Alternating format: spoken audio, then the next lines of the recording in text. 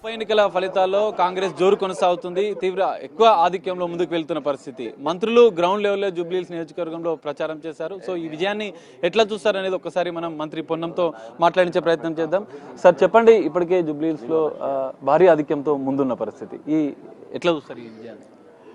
తప్పకుండా ముఖ్యమంత్రి గారి మార్గదర్శకత్వం, ఉప ముఖ్యమంత్రి గారి మార్గదర్శకత్వం, పిసిసి అధ్యక్షుడి మార్గదర్శకత్వం, ఏఐసిసి మార్గదర్శకత్వంలో నేను, వివేక్ గారు, తుమ్మల నాగేశ్వరరావు ముందుగా ఒక 3 నెలల నుంచి పనిచేస్తున్నాం. నేను హైదరాబాద్ ఇన్ఛార్జ్ మంత్రి అయినప్పటికీ కూడా మా ముగ్గురు మంత్రులను కలిసి నియోజకవర్గంలో ఉన్నటువంటి కొంత ముందుగా ఉన్నటువంటి వ్యవస్థను, ఇక్కడ సమస్యలు పరిష్కరించే ప్రయత్నంలో భాగంగా కొంత పని చేస్తామనే విశ్వాసం కలగజేసినాం. దాని తర్వాత వచ్చినటువంటి పరిస్థితుల్లో డివిజన్కు కొంత నాయకత్వము, శాసనసభ్యులు, కార్పొరేషన్ చైర్మన్, మంత్రులు ఇన్ఛార్జిగా రావడం, అందరూ కూడా మా ఎన్నిక అన్నట్టుగా పనిచేయడం వల్ల ప్రజలకు కూడా విశ్వాసం కలిగింది. ప్రజలను ముందు నుంచి చెప్తారు, కంటోన్మెంట్లో ఉప ఎన్నిక జరిగితే కాంగ్రెస్ గెలిచింది, అది మా సీటు కాదు, ఇక్కడ కూడా ప్రజలు అభివృద్ధి ఆకాంక్షిస్తారు, మమ్మల్ని గెలిపిస్తారని చెప్పినాం. అదేవిధంగా గెలిపించినారు. ప్రజలకు ఈరోజు సంతోషంగా ఎక్కడికి వెళ్ళినా మా మీద వ్యతిరేకత లేదు. ఎందుకంటే ఒకసారి రేషన్ కార్డులు వాళ్ళకు చాలా కాలంగా వెయిట్ చేస్తూ ఉన్నారు, ఇచ్చినాం. దాంతోపాటుగా బియ్యం ఇస్తూ ఉన్నాం, సన్న బియ్యం, 200 ఇంట్లో కరెంటు ఫ్రీ ఇస్తూ ఉన్నాం, ఉచితంగా బస్సు ప్రయాణం చేస్తూ ఉన్నారు. గ్రామీణ ప్రాంతాల్లో నియోజకవర్గానికి 3,500 ఇండ్లు వచ్చినాయి. రైతులకు రుణమాఫీతో పాటుగా బోనస్ ఇస్తూ ఉన్నాం, రైతు భరోసా ఇస్తూ ఉన్నాం, వడ్డీ లేని రుణాలు ఇస్తున్నాం. ఇక్కడ కూడా ఈ విధంగా అన్ని కార్యక్రమాలు కొనసాగుతున్నాయి. ఇంత ఆర్థిక సంక్షేమం ఉన్నప్పుడు కూడా ఇన్ని కార్యక్రమాలు జరుగుతున్నాయనేది ప్రజలకు అర్థమైంది. కాబట్టి ప్రభుత్వానికి అండగా ఉండాలి. మరింత కార్యక్రమాలు, కొన్ని ఇంకా జరగాల్సిన కార్యక్రమాలు ఉన్నాయి. మాకు ఆటో కార్మికులకు సంబంధించిన అంశం కొంత ఈ ఉప ఎన్నికల్లో ప్రేరేపితమైంది. దాన్ని కావాల్సుకొని రాజకీయంగా చేసే ప్రయత్నం కూడా చేసినారు. తప్పకుండా అటువంటి అంశాల పట్ల మేము మా ప్రభుత్వం సానుకూలంగా వ్యవహారం చేస్తుంది. మీరు యూసుఫ్గూడ డివిజన్ ఇన్ఛార్జ్గా ఉన్నారు, అక్కడ మెజార్టీ ఎట్లా వచ్చింది? మీరు గ్రౌండ్లో వెళ్ళి ప్రచారం చేశారు, ప్రజలకి ఒక భరోసాను కల్పించే ప్రయత్నం చేశారు. యూసుఫ్గూడ ప్రతి సర్వే, ఈవెన్ టీఆర్ఎస్ సర్వేలో కూడా కాంగ్రెస్ మెజారిటీగా ఉంది. మేమందరం కూడా ఒక టీం 8 క్లస్టర్లో చేసుకొని, అటు పెద్దలు ఉత్తమ్ కుమార్ రెడ్డి గారు కానీ, నేను కానీ, గౌరవ ఏసీ సెక్రటరీ సంపత్ గారు కానీ, 4 శాసనసభ్యులు, 4 కార్పొరేషన్ చైర్మన్లు అంతా కూడా క్షేత్రస్థాయిలో, ఇక్కడ డివిజన్ అధ్యక్షుడు ఫిరోజ్ గారు, మాజీ కార్పొరేటర్ సంజయ్ గారు కలిసి యూసుఫ్గూడలో ఒక టీం వర్క్ జరిగింది. దాంతో అన్ని డివిజన్స్ కంటే ఎక్కువ మెజారిటీ మా దగ్గర రావడం జరిగింది. కేటీఆర్ అనేక విమర్శలు చేశారు ప్రచారం సందర్భంగా. బాకీ కార్డు అన్నారు, ప్రభుత్వ పాలనకు రిఫరెండం అన్నారు. వీటన్నిటికీ సమాధానం అంటే ఏం చెప్తారు? ఫలితం, రిజల్ట్ ఈజ్ ఏ వెపన్, జవాబు. డైవర్షన్ పాలిటిక్స్ చేసే ప్రయత్నం చేశారు. జూబిలీహిల్స్ 10 సంవత్సరాలుగా నిర్లక్ష్యానికి గురైంది కాబట్టి వాళ్ళు ఆ విధంగా ప్రయత్నం చేసే ప్రయత్నం జరిగింది. సో ఈ విజయం ఇప్పటికే ఆధిక్యంలో కొనసాగుతుంది. భవిష్యత్తు జరిగే ఎన్నికల్లో కాంగ్రెస్ పార్టీ ఇదే విజయాన్ని, ఇదే జోష్ని కొనసాగించబోతుంది అనుకో. తప్పకుండా డెఫినెట్లీ ప్రజలు ఇంకా మా మిగిలిపోయిన కార్యక్రమాలన్నీ కూడా పూర్తి కావడానికి మాకు తప్పకుండా అన్ని రకాలుగా ఈ యొక్క కార్యక్రమాలు జరగడానికి మమ్మల్ని ఆశీర్వదించాల్సిందిగా కోరుతా ఉన్నాం. ఫైనల్గా జూబ్లీహిల్స్లో ప్రచారం సందర్భంగా మంత్రులు అనేక హామీలు ఇచ్చారు. మరి భవిష్యత్తులో అవన్నీ నెరవేరబోతున్నాయా? జూబ్లీహిల్స్ అభివృద్ధి విషయంలో మీరేం చెప్తారు? జిల్లా ఇన్ఛార్జ్ మంత్రిగా ముఖ్యమంత్రి గారు చెప్పినారు, తప్పకుండా ఆ అభివృద్ధి కార్యక్రమాలని చేసి చూపెడతాం. సో ఇది జూబ్లీహిల్స్లో విజయం. ఖచ్చితంగా మంత్రులందరి సమన్వయంతో మేము ప్రచారంలో నిర్వహించాం, వారికి భరోసా కల్పించే ప్రయత్నించాం. ఖచ్చితంగా జూబ్లీహిల్స్ ప్రజలకు హామీ ఇచ్చిన విధంగా సీఎం రేవంత్ రెడ్డి ఆదేశాల మేరకు అన్ని అభివృద్ధి కార్యక్రమాలను కూడా త్వరలో పూర్తి చేస్తామని కూడా మంత్రి పొన్నం చెప్తున్న పరిస్థితి. కెమెరామెన్ సంతోష్తో కలిసి సాగర్, బిగ్ టీవీ, హైదరాబాద్. గట్టిగా జూబ్లీహిల్స్ జడ్జిమెంట్ కొనసాగుతుంది. ఇప్పటికీ 8 రౌండ్లు కంప్లీట్ అయిన తర్వాత 21,495 ఓట్ల ఆధిక్యంలో కొనసాగుతున్నారు నవీన్ యాదవ్. ఇంకా 2 రౌండ్స్ మిగిలి ఉన్నాయి. ఆ 2 రౌండ్స్లో మొత్తం ఇంకా 71 బూతుల నుంచి ఇంకా ఓట్ల లెక్కింపు జరగాల్సినటువంటి అవసరం ఉంది. ఇప్పటికే రికార్డు అధిగమించే దిశగా గతంలో 2009లో మాగంటి గోపీనాథ్ అప్పుడు 21,741 ఓట్ల మెజారిటీతో విజయం సాధించున్నారు జూబ్లీహిల్స్ నియోజకవర్గంలో. అదే రికార్డ్. సో ఆ రికార్డును నవీన్ యాదవ్ అధిగమిస్తున్నారు. ఇప్పటికే దాదాపుగా ఆ రికార్డు దగ్గరికి వచ్చేసింది. ఇంకా 2 రౌండ్స్ మిగిలినాయి కాబట్టి సో అలవోకగా ఆ రికార్డుని ఛేదించబోతున్నారు. సో దీంతో ఘన విజయాన్ని సాధించబోతున్నటువంటి ఈ సమయంలో కాంగ్రెస్ పార్టీ రాష్ట్ర వ్యాప్తంగా ఉత్సవాలు చేసుకుంటున్నారు. అన్ని చోట్ల కూడా కార్యకర్తలు తమ ఆనందాన్ని వ్యక్తం చేస్తున్నారు.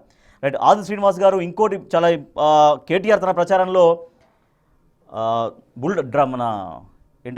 బుల్డోజర్, ఆ బుల్డోజర్ వస్తుంది మీ ఇంట్లో కానీ చాలా ఎక్కువగానే ప్రచారం చేశారు. బట్ దాన్ని కూడా ఎందుకు ఎక్కువగా నమ్మలేకపోయారు?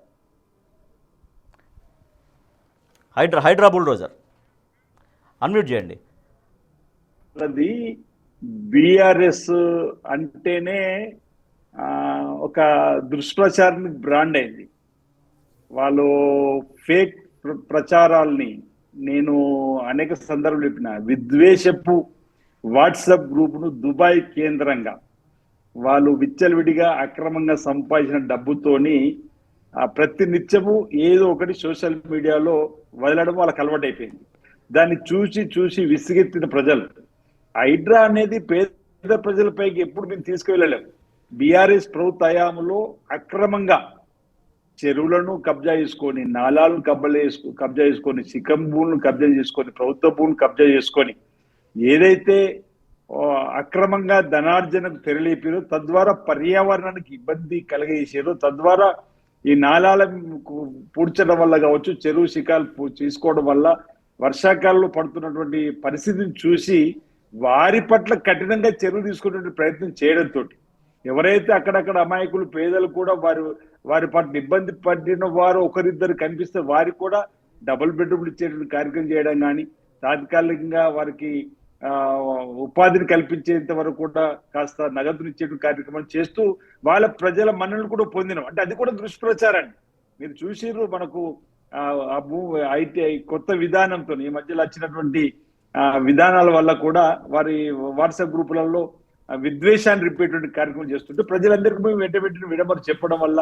ప్రజలు గమనించినటువంటి సందర్భం. ఈరోజు ఒక బుల్డోజర్ వల్ల పేదలకు ఇబ్బంది కలిగి ఉంటే ఈరోజు ఎన్నికలు ఇంత మెజార్టీ రాకపో, బుల్డోజర్ వల్ల నష్టం జరిగింది అనేటువంటి ఆలోచన పేద ప్రజలు ఉంటుంటే ఇలాంటి రిజల్ట్ రాకపో అనేది ఈరోజు బీఆర్ఎస్ వాళ్ళు గమనించాలి. బుల్డోజర్ వల్ల ఇబ్బంది పడ్డది కేవలం బీఆర్ఎస్ లో ఉన్నటువంటి అగ్రనాయకులు ఉన్నటువంటి వాళ్ళకే తప్ప పేదలకు కాదు. ఈరోజు మీ మూసీ నది ప్రక్షాళన చేస్తామని చెప్పినటువంటి అంశం అయితే మా ముఖ్యమంత్రి పదే చెప్పారు. ఆ అంశంలో విదేశీ పర్యటన చేసారు. అది కూడా నగరవాసులను ఆకట్టుకున్నదని చెప్పి కొంతమంది హైడ్రా బుల్డోజర్ తోటి అంటే వాళ్ళకి సంబంధం లేకపోయినా వాళ్ళు అక్కడ ఇల్లు కొనుక్కున్నారు, కట్టుకున్నారు. ఆ ఇళ్ళని కూల్చేసినటువంటి బాధితులతో కూడా కేటీఆర్ ఒక కార్యక్రమం కూడా తీసుకున్నారు. అంటే తమల్ని హైడ్రా బుల్డోజర్ ఇంత అన్యాయం చేసింది, రోడ్డున పడేసింది అనేది. సో అంటే హైడ్రా మీద మిక్స్డ్ ఒపీనియన్ ఉన్నప్పటికీ కూడా సో మరి ఆ ప్రచారాన్ని పెద్దగా ఎందుకు పరిగణలోకి తీసుకోలేదనేది అది కూడా మీకు కలిసి వచ్చిన అంశమేనా?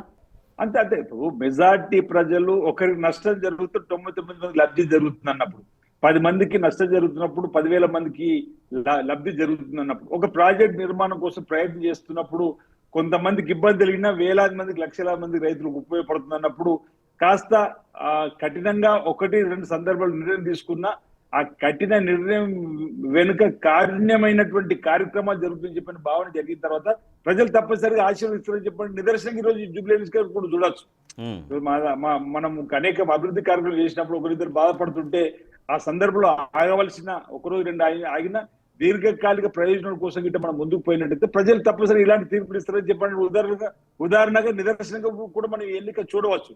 బీఆర్ఎస్ దుష్ప్రచారము, బుల్డోజర్ అనేది దుష్ప్రచారం చేయడానికి కూడా ప్రజలు ఈరోజు విన్నర్ తప్ప వాస్తవాలు పరిశీలించినప్పుడు ప్రభుత్వం చేసే నిర్ణయం కరెక్ట్ అయినటువంటి భావనతోటి ప్రభుత్వ పక్షాన్ని నిలబడ్డని చెప్పని భావిస్తాను. అందుకే ఇంతకుముందు చెప్పినప్పుడు మూసీ నది ప్రక్షాళనకు సంబంధించి నగరవాసులలో కూడా ఈ ప్రభుత్వానికి సంబంధించినటువంటి ఇంతకుముందు పొన్న ప్రభాకర్ గారు మాట్లాడేందుకు వివరణ జరిగింది. అంతకుముందు వివేక్ గారు కూడా మాట్లాడారు, బహుశా తుమ్మలాశ్వరరావు కూడా మాట్లాడతారు కావచ్చు. వాళ్ళు 3 మాసాలుగా పడ్డటువంటి కష్టాలు చెప్పే క్రమంలో ఆ తదుపరి కార్పొరేట్ చైర్మన్ ఉన్నటువంటి వాళ్ళు కానీ మా ఎమ్మెల్యేలు, ఎమ్మెల్సీలు, ఎంపీలకు మాకు అవకాశం ఇచ్చిన తర్వాత కానీ నగరాన్ని ఏ విధంగా అభివృద్ధి పత్రంలో తీసుకుపోతున్నటువంటి వాస్తవాలు కూడా మీకు చెప్పినాం. ఈరోజు అంతర్జాతీయ ఎయిర్పోర్ట్ నిర్మాణం చేసింది కాంగ్రెస్ ప్రభుత్వ హయాంలో, ఇలా ఓఆర్ఆర్ నిర్మాణం చేసింది కాంగ్రెస్ పార్టీ హయాంలో వైఎస్ఆర్ గారు ఉన్నప్పుడు. అదేవిధంగా ఇప్పుడు ఆర్ఆర్ రేవంత్ రెడ్డి గారు గ్రామీణ ప్రాంతాలకు సంబంధించి రెండోది కూడా RRR తీసుకురావడానికి చేసిన ప్రయత్నం చెప్పడం కానీ, మూసీ నది ప్రక్షాళనకు సంబంధించిన అంశమే కానీ, దాంతో పాటు 4th సిటీని తీసుకొచ్చిన అంశం కానీ, గతంలో మెట్రోని తీసుకొని వచ్చినప్పుడు పాత బస్తీ వరకు మెట్రోని తీసుకుపోతున్నామని, అంటే నగరాన్ని కూడా అన్ని రంగాల అభివృద్ధి పత్రంలో తీసుకొని పోతున్నామని చెప్పేదాన్ని కూడా ప్రజల విశ్వాసాలు తీసుకుని చెప్పడం కోసం ప్రయత్నం చేస్తున్నాం. కేటీఆర్ గారు చేయలేని సందర్భం బీఆర్ఎస్ చేయలేదు. కేవలం బీఆర్ఎస్ ప్రభుత్వాన్ని అడ్డు పెట్టుకొని అక్రమ సంపాదనకు, అక్రమ ధనార్జనకే ధ్యేయం, వాళ్ళ కుటుంబంలో ఉండే వారికి ఉద్యోగాలు ఇచ్చుకునే సందర్భాన్ని కూడా చెప్పడంలో ప్రజలు విన్నరు. వాళ్ళ ఆశీర్వాదం ఈ రూపంలో రేవంత్ రెడ్డి గారు సర్కార్